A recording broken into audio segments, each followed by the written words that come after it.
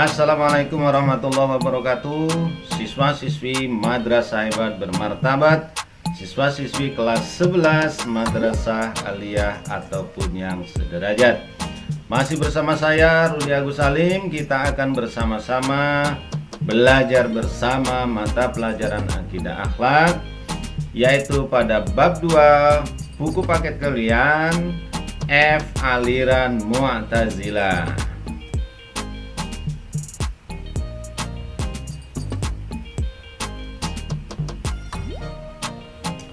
Peta konsep pembelajaran kita pada kesempatan kali ini yaitu aliran ilmu kalam, yang di dalamnya kita membahas tentang aliran Khawarij, aliran Syiah, aliran Murji'ah, aliran Jabariyah, berikutnya ada aliran Qadariyah, aliran Mu'tazilah, dan yang terakhir adalah aliran Ahlussunnah wal Jamaah, Asy'ariyah dan Al-Maturidiyah. Namun demikian, fokus pada pertemuan kita kali ini yaitu aliran Mu'tazilah.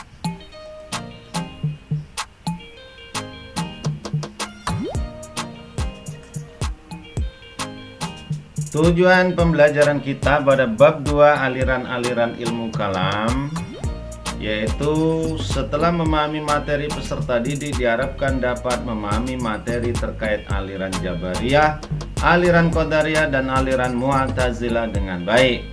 Berikutnya menyebutkan dalil yang berhubungan dengan aliran Jabariyah, aliran Qadariyah, dan aliran Mu'tazilah dengan baik. Dan yang ketiga adalah mengomunikasikan materi terkait aliran Jabariyah, aliran Qadariyah, dan aliran Mu'tazilah dengan baik. Siswa-siswi Madrasah Hebat Bermartabat, siswa-siswi kelas 11 Madrasah Aliyah ataupun yang sederajat. Aliran Mu'tazilah. Yang pertama, sejarah Mu'tazilah. Lahirnya aliran Mu'tazilah tidak terlepas dari perkembangan pemikiran-pemikiran ilmu kalam yang sudah muncul sebelumnya. Aliran ini lahir berawal dari tanggapan Wasil bin Atha atau salah seorang murid Hasan al-Basri di Basrah atas pemikiran yang dilontarkan Khawarij tentang pelaku dosa besar.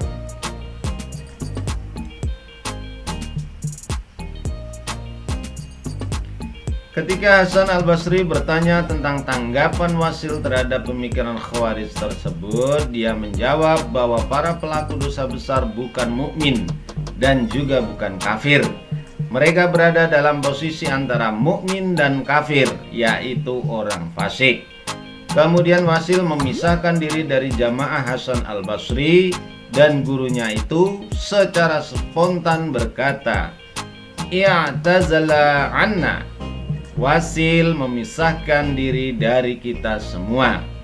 Karena itulah kemudian pemikiran yang dikembangkan Wasil menjadi sebuah aliran yang oleh anggota jamaah Hasan al-Basri dinamai dengan Mu'tazilah.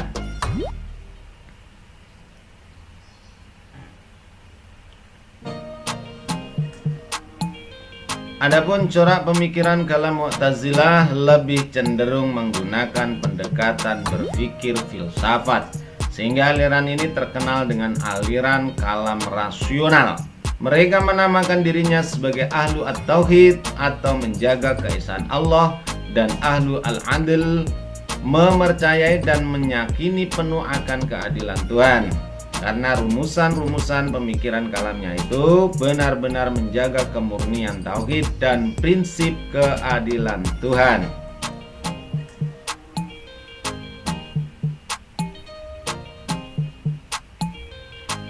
Aliran Mu'tazilah sempat dijadikan sebagai aliran resmi pada masa pemerintahan Daulah Bani Abbasiyah, yaitu pada masa pemerintahan Al-Ma'mun 198 sampai 218 Hijriah, Al-Mu'tasim 218 sampai dengan 227 Hijriah, dan Al-Wasik 227 hingga 232 Hijriah, dan berakhir pada masa Al-Mutawakkil tahun 234 Hijriah. sehingga pengaruh aliran Mu'tazilah menjadi lemah dan diganti dengan aliran Asy'ariyah dan Maturidiyah yang dikenal dengan Ahlus Sunnah wal Jamaah.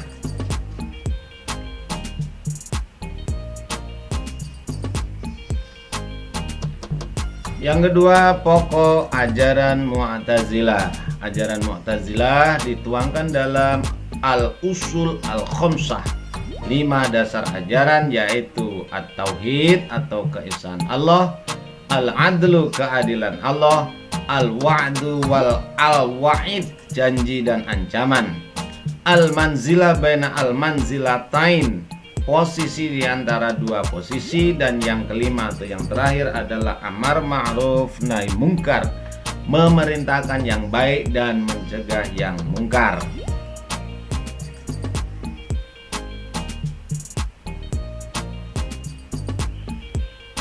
At-Tauhid keesaan Allah Subhanahu wa ta'ala. Yang pertama, mengingkari sifat-sifat Allah Subhanahu wa ta'ala. Menurut kaum Mu'tazilah, apa yang dikatakan sifat adalah tak lain dari zatnya sendiri.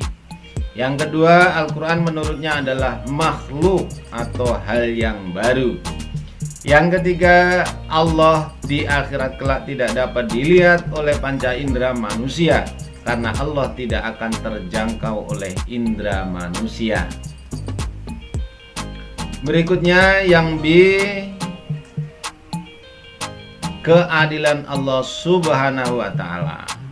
Doktrin teologi Mu'tazilah yang berkaitan dengan keadilan adalah Tuhan tidak mengendaki keburukan, tidak menciptakan perbuatan manusia. Manusia bisa mengerjakan perintah-perintahnya dan meninggalkan larangan-larangannya dengan kekuasaan yang diciptakannya terhadap diri manusia. Ia hanya memerintahkan apa yang dikehendakinya. Ia hanya menguasai kebaikan-kebaikan yang diperintahkannya dan tidak campur tangan dalam keburukan yang dilarangnya.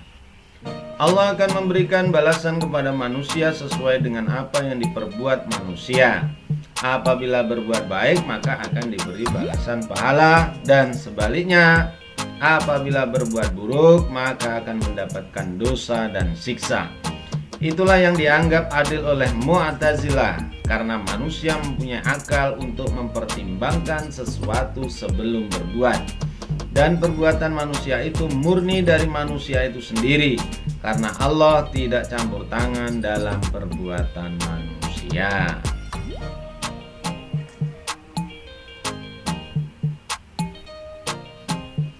C. Janji dan ancaman. Mu'tazilah berpendapat bahwa Allah Subhanahu wa ta'ala tidak akan mengingkari janjinya, memberi pahala kepada orang muslim yang berbuat baik, dan menimpakan azab kepada yang berbuat dosa. Manusia dengan kemampuan akalnya dapat memilih berbuat baik atau berbuat buruk. Apabila berbuat baik, maka akan dimasukkan surga, dan sebaliknya yang berbuat buruk akan disiksa di neraka selama-lamanya.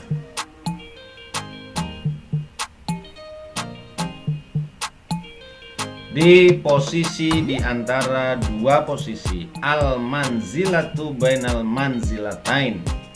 Karena prinsip ini, Wasil bin Atok memisahkan diri dari Majelis Hasan al-Basri. Menurut pendapatnya, seseorang muslim yang mengerjakan dosa besar, ia tergolong bukan mukmin, tetapi juga tidak kafir, melainkan menjadi orang fasik. Jadi kefasikan merupakan tempat tersendiri antara kufur dan iman. Tingkatan seorang fasik berada di bawah orang mukmin dan di atas orang kafir.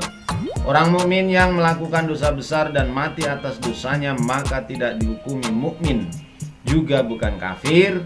Ia akan dimasukkan ke dalam neraka selama-lamanya, tetapi hukumannya diringankan. Nerakanya tidak sepanas neraka yang dihuni oleh orang-orang kafir.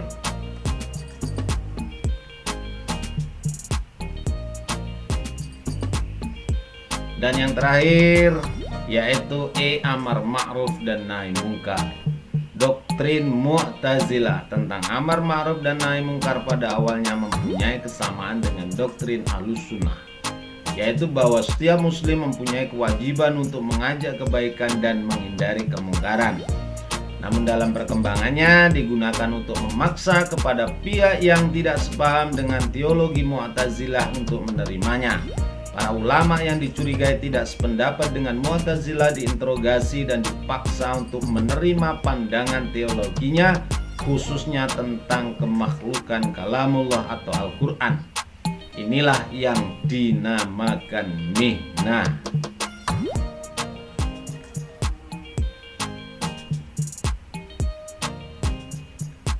Para pejabat dan ulama yang tidak mau mengakui kemakhlukan Al-Quran akan dipenjarakan dan disiksa, bahkan ada yang meninggal.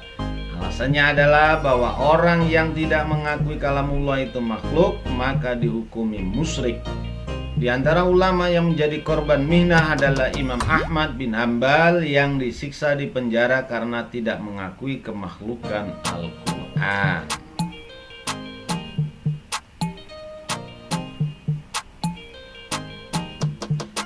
Siswa-siswi Madrasah Hebat Bermartabat, siswa-siswi Madrasah Aliyah kelas 11 ataupun yang sederajat, terima kasih, semoga bermanfaat. Adapun tugas, buatlah ringkasan dan akan kita presentasikan bersama-sama nanti di depan kelas saat pembelajaran sudah dapat dilaksanakan dengan tatap muka. Demikian, kurang lebihnya mohon maaf. Ihdinas shiratal mustaqim. Walaupun minkum. Assalamualaikum warahmatullahi wabarakatuh.